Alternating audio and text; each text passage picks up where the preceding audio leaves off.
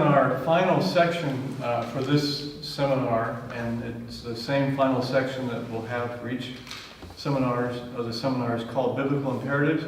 And let's connect back with our first section, which was Biblical Indicatives. And we'll look at the same passages and think not only of the factual kinds of things or the truth kinds of things in the passage, but also things that the passage is suggesting or commanding or is implying for us to actually do.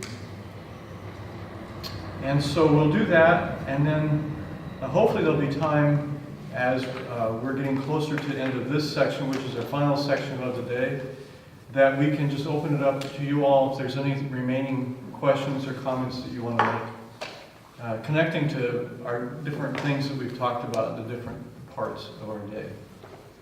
All right, let's look first at that passage in Genesis 2:7.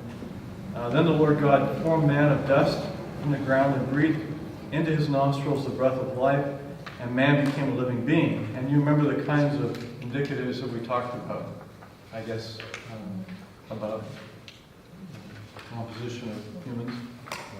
What do you think are the imperatives? What are the takeaways for things that... And this, I'm also calling the subtitle on every one of the seminars for this part of the seminar, Biblical Imperatives, with the subtitle Character Strengths and Actions. So it's not only actions, but maybe even implied character strengths or virtues that this is saying. And again, it's for us, the takeaway from looking at it. I saw kind of as an imperative or inferred statement that God has a specific purpose. If He's formed us this way, He's got a specific purpose for us here also. You know? Mm-hmm. And so then what action or what kind of imperative would come out of that? What are you to do with that? Well, to determine what that purpose is individually, of course, but to be aware that God has put us in a specific position on this earth, above animals, above material, above those things. Yeah, that's interesting. And maybe you all are thinking some reactions to that too. What does that help us with? Well, that's a status raiser, isn't it? Yeah. I mean, if we think about our identity, that God intentionally and purposefully designed us a particular way for particular things in life. There was a reason for Him creating us that way. Right, we have His Spirit, right? Mm-hmm. Yeah. His Spirit. I mean, Makes us animals, unique. do they have His Spirit? Yeah. I don't Well, think so. okay, so do all dogs go to heaven? We could get off on a rabbit trail. Do animals go to heaven? But I'm not going to go there. So,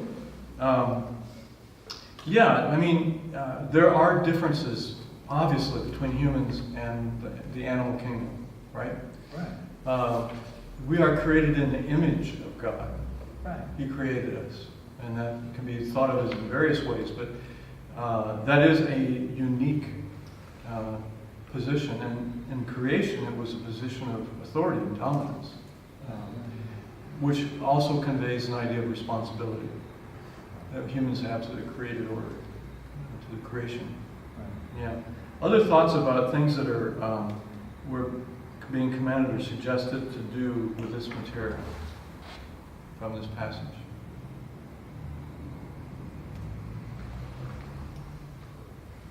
To me, I see that God was there before we were.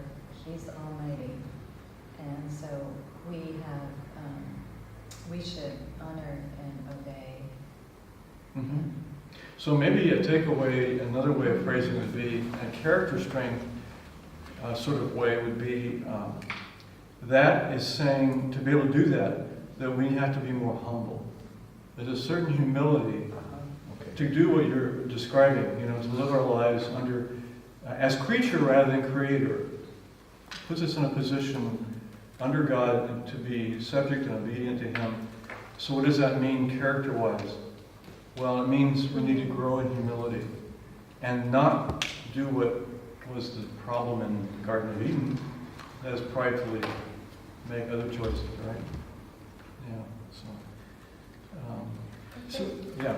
There is implied respect here because when I am with somebody else, I am looking at the breath of God breathed into that person.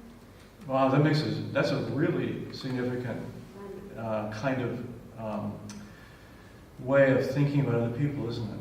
Yeah, so that calls for honor and Mhm. respect. Yeah. Let's think the opposite. You know, sometimes the dualistic approach will be criticized to say, well, it downplays the value of the body and that makes for all kinds of problems. And I don't know exactly how they get that.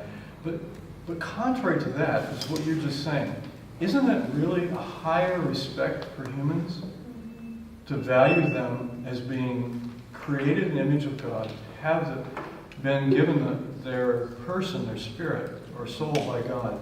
And we look at people not just as physical beings, Yes. but as also spiritual beings, right?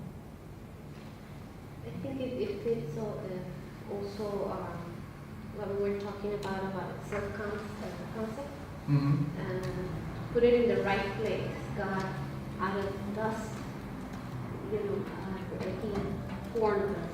And whatever we think negatively is, this overcomes. Yeah. Yeah, to remember who we are, where we came Where from. we came, our origins. That's right. Yeah. Yeah, so I think there's also implicitly communicated just by virtue of, for those folks who believe the Bible to be authoritative truth. In other words, that the Bible is truth from God about how we are to live and to think. That there's an implicit command, or implicitly in here is the directive to hold on to this belief.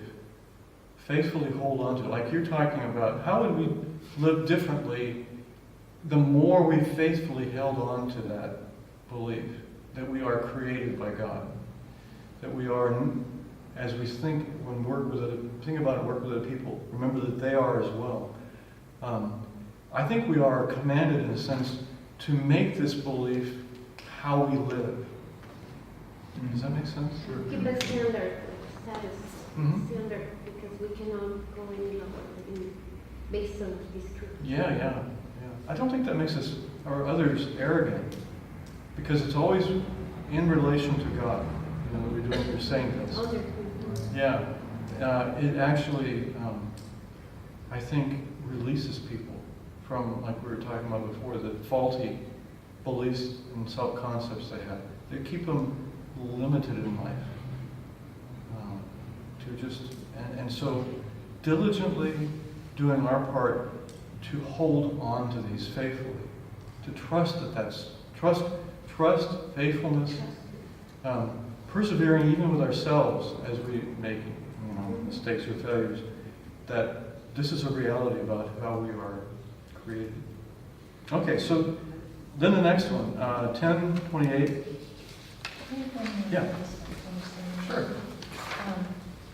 To me, like what James said about God, seeing respect by seeing God have created that person, but also God having breathed His life into me too, kindness and love, Mhm. caring, because that's part of who He is, and so we have the ability to exhibit that Mhm. to the people that we If we are going to correctly image God, and we're to be conformed to the image of Christ, and we think of imaging as something that we do also. We are created in the image of God. We are to become more conformed to the image of Christ, or God. But we are practicing being like Christ, practicing kindness, practicing patience, imaging in a sense, actively making those become more and more strong, and we reflect more accurately who God is. Yeah. Yep. Okay, Matthew 10:28, do not fear those who kill the body but are unable to kill the soul, but rather fear him who is able to destroy both soul and body in hell. What's suggested are being commanded here?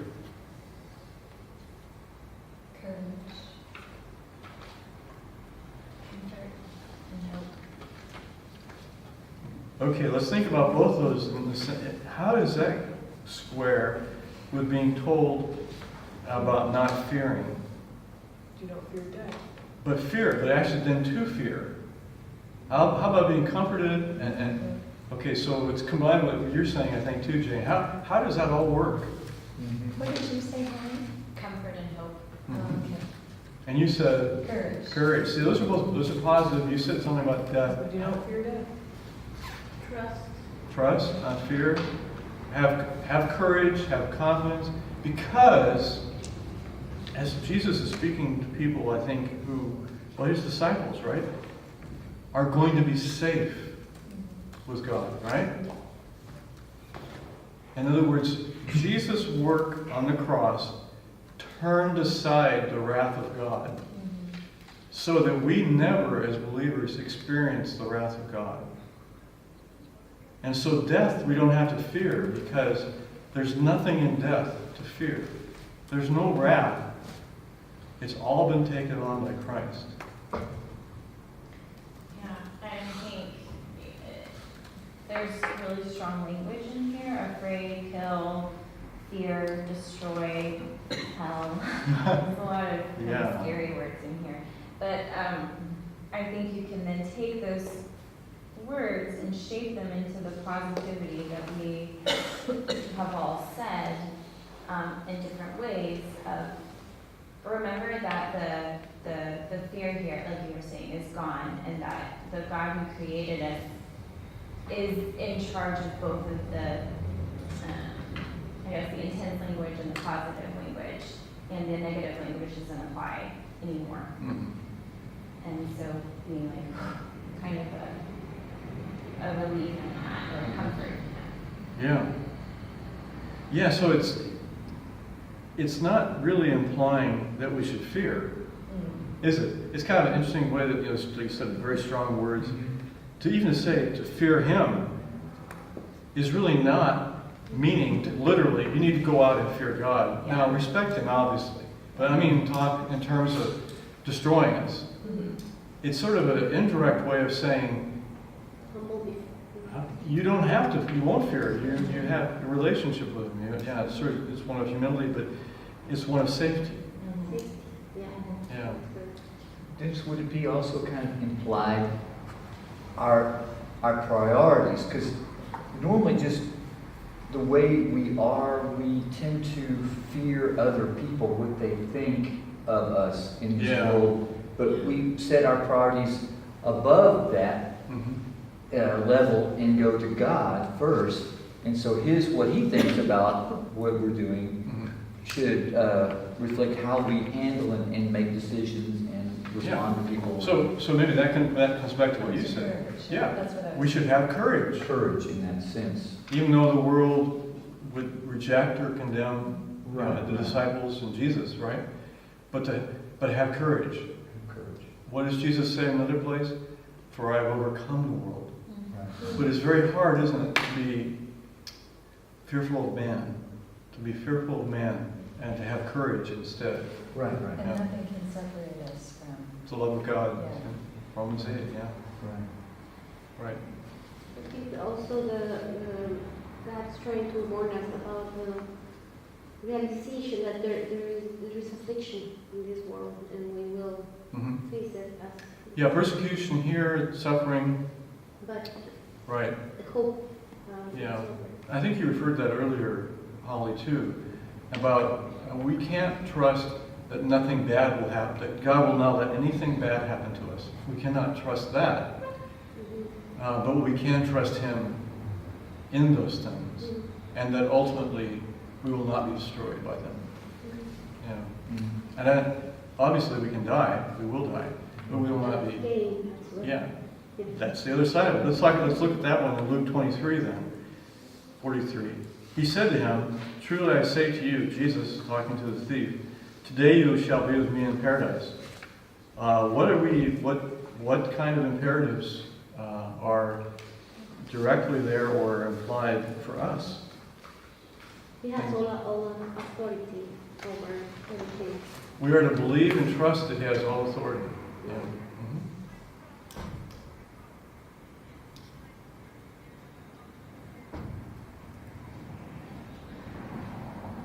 This is maybe more implied, I think, any teaching of Scripture that we realize is a truth, like one that's been developed here, as we looked at it theologically as well, is that living our lives in this realization that we have the material and immaterial.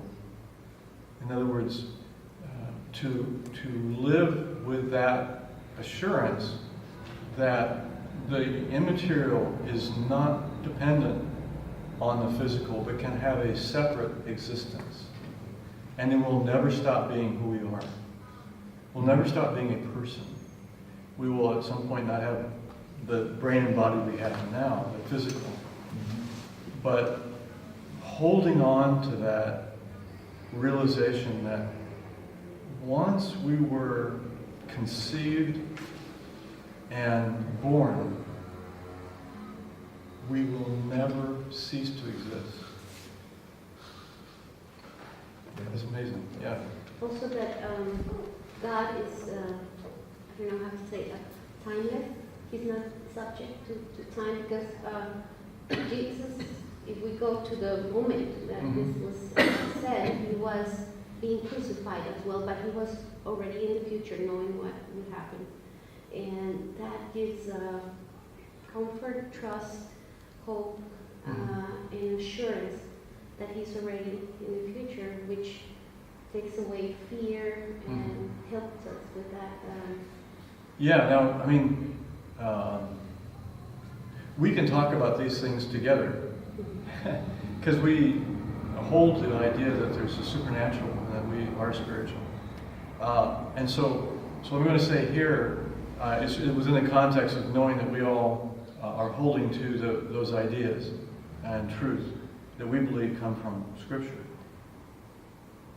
Because if we really grasp this, like you're saying, that we are already in some sense seated at the right hand of Christ. I don't know exactly how to understand that, but because God is outside of time, and because of what Jesus has already done, and because of the permanence and the security we can have about it, we are already, and thinking of statuses, in some sense,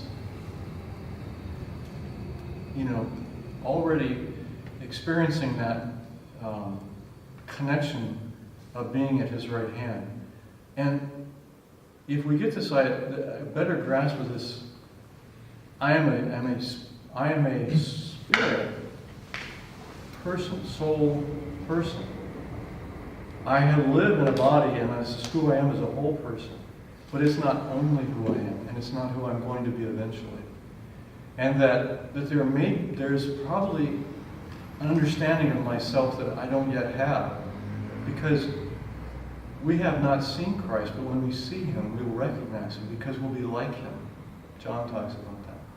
I don't know what that means, but that seems like a much bigger, even idea of who I am than I have now, or can retain now in my person. So what I'm saying is that this would sound really pretty weird to somebody who's not committed or made their commitment to understanding the soul as a person.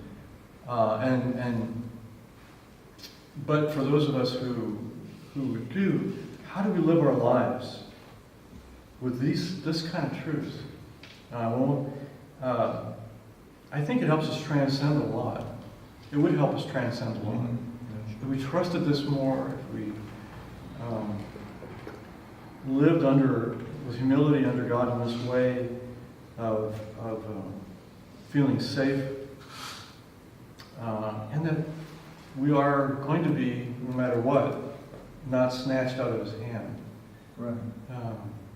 Powerful, I think, for helping us to live now in the already and not yet. And we're all, and we'll have time maybe to go into as much depth in the other ones. I want to give you some open time to talk about things, but think about Paul's ability to go from saying, here, it's better that I stay, but if I go, I get to be with the Lord. I think the more we identify with who we are in our spiritual person, and that security of what we have in our relationship with God, and I think the more the fear will fade, the negative fear, and the longing will increase, and also the fear of man will lessen. And in this fallen world, we all need that kind of resilience, I think. Yeah. Is thankfulness a character strength? Boy, that would be one that we should have for this too, wouldn't it? That's Yeah. right, yeah. Our gratitude. Shouldn't our gratitude be increased by this? Yeah. Really, gratitude would be a definite outcome of this. What are you going to say, Russ? Just security is also a character strength, part of a personality trait that Assurance. assurance. If you Yeah. are really assured in all this, then Yeah. And that helps us with our perseverance yes. to continue on even in the face of suffering or other things. Or when you go to a funeral and you lose somebody, Mhm. and you know that there you are with Christ, that's a security too, right? And although we never get past sadness, Right. at those occasions, Jesus had it, and we do recover, like your grief share work shows.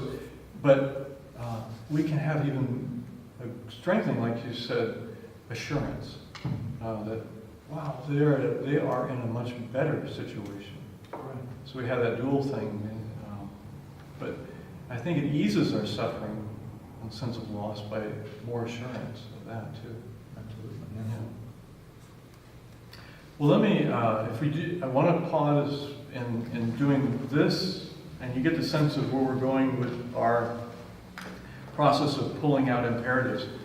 And I would encourage you, as you do that, future scriptures, or even as your own study occurs, to think in terms of imperatives, indicatives and imperatives.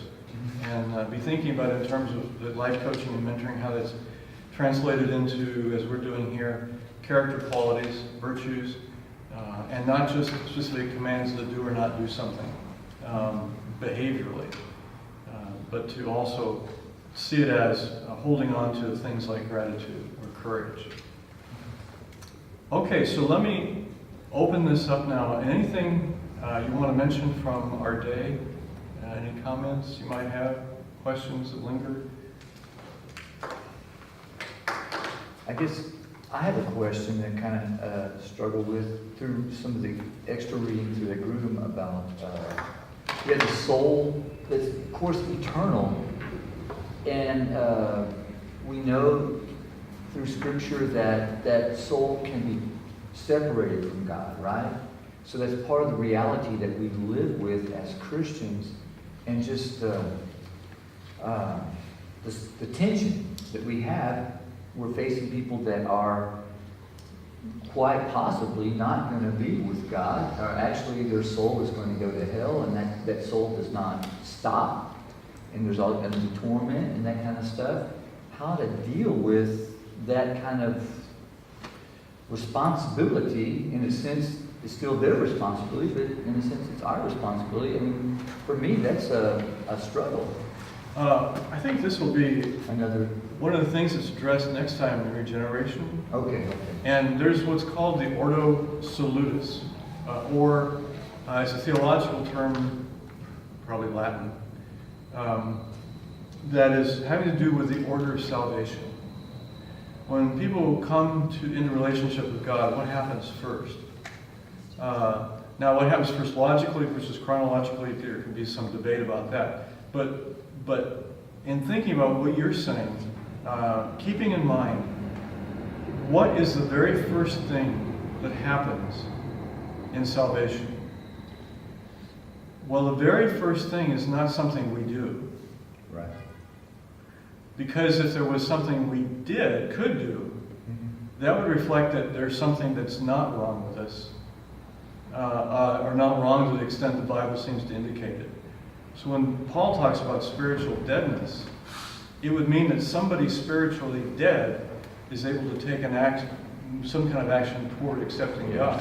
Right. So we know that we don't initiate, and in Paul's order of salvation, we're in Romans 8, I think, calling, justifies, and then all those he justifies, he glorifies.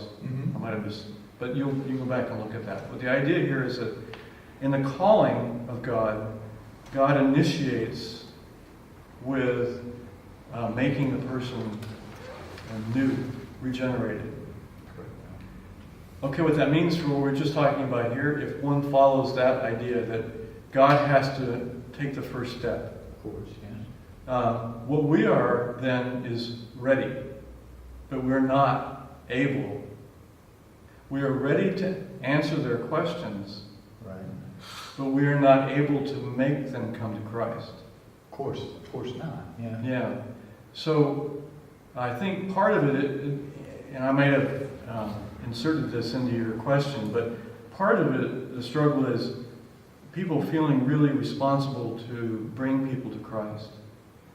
And they see people in the condition of being lost and have compassion, but then also feel guilt if they haven't said enough or think they've done enough to convert the person. Right. And so it's corrective on that thinking to remember, I don't have the ability to change their heart, but I have the responsibility to speak to them about who Christ is. Does that make sense? Yeah, sure. We are on a kind of a conduit that God uses. Yeah. He uses other things too, of course, but I guess that tension, living as God's conduit, or and with those that we know are blind and going to be separated, it's kind of a tension that we live in, and I was just, yeah. Yeah, so even if we don't feel that kind of guilt from over-responsibility for things we don't have control over, it's still a grievous thing, especially with people we care about, to see them outside of a relationship with Christ and know what the end result is going to be. I think that's what you're saying too. Sure. So if we take off the guilt thing, realizing that we can't change them, we still have the sadness about that. That's, yeah. When we're getting into another area that we're not necessarily going to be talking about as much, but that's a whole area of how we hold up to suffering in this world. And in other words, what I used to tell my graduate students, there are two things that you're going to encounter every time you have a session with somebody. You're going to encounter their person. Remember, they're a person, not a problem. And you're going to more than likely every time encounter their suffering. It's true. And so we are always, even in life coaching and mentoring, not in the same ways, always encountering the same two things. And if we think about not only the suffering in this world, but the eternal suffering, Yes. that is a very difficult thing. Yeah. And one of the books that I wrote for a class that I was teaching in grad school, The Soul That Suffers, was both about human nature and the things that we're talking about here, but it was also about material, about suffering. Right. And in the most extreme sense, what they call horrendous suffering, things that are so awful in this world, it's hard to imagine anything, even in the next life, eternal life, would ever correct. And so, not to get too deeply into that, but just to say there must be something about being in the presence of God that is so overwhelmingly beautiful, and this beatific vision that we experience in His presence, that even horrific suffering pales by comparison. I don't know, I can't imagine that, but that is something to consider, that God will have a way of helping us if we've had to go through that, of seeing others we love, especially, come to Him. Okay. Okay, so other thoughts? We have a few minutes left. Other things left over from your questions, maybe you had on your assignment forms?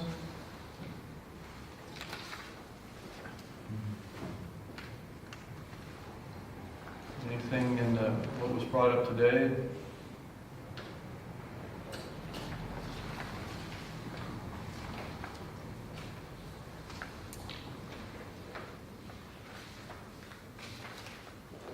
You know, with the Bible passages, you gave us a couple and then said any others you can think of in Mhm. that framework. And I couldn't think of any, and you came up with a whole bunch of more. I would be, it would help me if I had more passages and I didn't have to try to figure them out or think of them, because then I would have looked at them more carefully, I think. Or maybe I missed I'm something. thinking in the Grudem, I know you listed them auditory, Yeah. audio, but if you have the book at some point, there are a lot of verses in there. Okay, you're right. Okay. I did get the electronically too. Becky, did you have another verse to it? Yeah. Did you have another one that you wanted to consider? I was looking at 2 Corinthians 4, Maybe 5? the one about the body being renewed.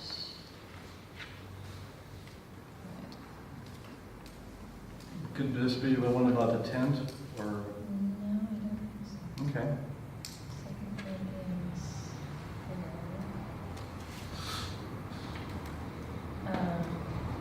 What did it say, Corinthians 4? Yeah, therefore, 4:16, therefore we do not lose heart, though outwardly we are wasting away, yet inwardly we are being renewed day by day. Yeah.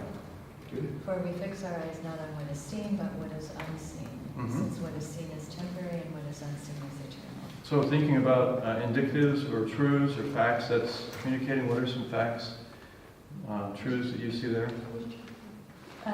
2 Corinthians 4:16 through 18. 63. Mm-hmm. What's some things being indicated in that passage? Change. But even just more concretely, I don't have it in front of me. So. yeah, our outer self is wasting away. Oh, yeah, at my age, I can relate to that, right? I am getting older. Yeah. But so there is something that's indicating a fact, coincides with our experience. But there's also another fact that the inner self, I think that, again, that soul person, is continuing to grow. Right. And so even though the one is wasting away, so to speak, the other one is growing. That's an important fact to keep in mind. Afflictions are momentary, and they have a purpose. That's another good fact to know. In other words, preparing us for the eternal weight of glory. How are we going to coincide with how glorious God is? Well, I think this world, this life is preparing us to be more and more like Him. And so we share in His glory, from one degree of glory to another. We are just moving up in that as even the things we have in this world happen. And we have to keep thinking about the things that aren't seen. The indicative is there are things that are not seen, and that are real. They're eternal. So it's another fact, I think, that it's teaching us. But what is it suggesting for us as an imperative or commanding us? Hope. Hope, yeah, don't lose heart. Yeah. Trust. Mm-hmm. Trust, and hope. Yeah. Yeah. Keep our thoughts on that which is not seen, more spiritual instead of material. Yeah, so there we would be aligning with, we have as a person some choice about where we allow our brains or thinking to go.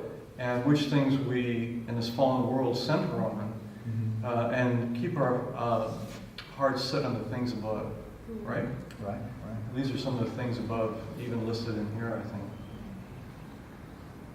I think again, I think of courage and strength, because we know that it's not just about this life, but it's about something more. Yeah. So that gives us. And that, we fix our eyes, that's about where our attention is. To what do we give our attention? And again, the thing of choice. It's like it's implying that you are, under normal conditions, I know there are some extreme situations of pathologies and medical problems, but under normal conditions, I think they're communicating to us, you can make some choices. You can fix your eyes, or you can focus, or you can make choices toward trusting these things, believing these things, living these things out. I think resilience, as long as we endure this life and go through it, it's a tool that it encourages us, for us to use. Yeah. In this time. Yeah, so resilience, if you look at in the back here, there's in the end notes, there's a section, it's something we'll look at later in another seminar about resilience. And spirituality is really one of those areas that can help us in increasing resilience. And obviously this passage is a big encouragement along that line, isn't it? To see that God's purposefully going to be involved in the momentary afflictions maybe, and that it's going to be a strengthening of our inner person in that process. Those are all things that will help us in our resilience. All right, well, I want to make sure we get out on time today and remind you about the next seminar coming up next month. And I'll send out the study questions, because some of you are saying that does help. And again, thank you so much for all your comments and being attentive and just investing so much in this process of helping others and even training other people.